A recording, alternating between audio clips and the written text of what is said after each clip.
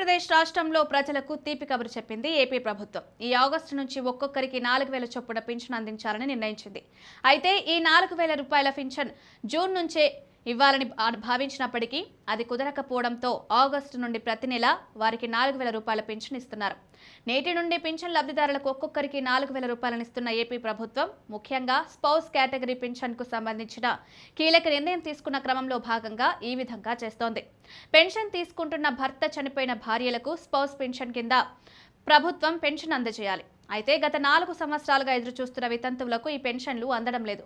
దీని విషయంలో చొరవ చూపిన ఏపీ ప్రభుత్వం ఆగస్టు నెల నుంచి ఈ పింఛన్లను అందిస్తోంది.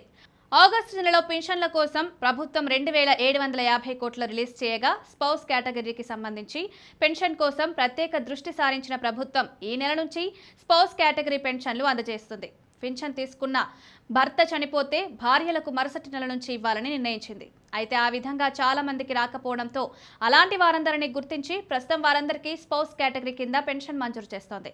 ఈ కేటగిరీ కింద రాష్ట్ర వ్యాప్తంగా 1,09,155 మందికి కొత్తగా పెన్షన్లు మంజూరు చేశారు. కూటమి ప్రభుత్వం అధికారంలోకి వచ్చిన తర్వాత ఎన్టీఆర్ భరోసా పథకం కింద స్పౌస్ కేటగిరీలో కూడా పెన్షన్ పథకాన్ని తీసుకువచ్చి 2023 డిసెంబర్ 1 నుంచి 24 అక్టోబర్ 31 మధ్య పెన్షన్ తీసుకుంటూ చనిపోయిన వారి బదిలీ చేసింది. మొత్తంగా ఎంతో కాలంగా ఎదురు చూస్తున్న స్పౌస్ కేటగిరీ పెన్షన్దారులకు ఏపీ ప్రభుత్వం శుభవార్త చెప్పింది.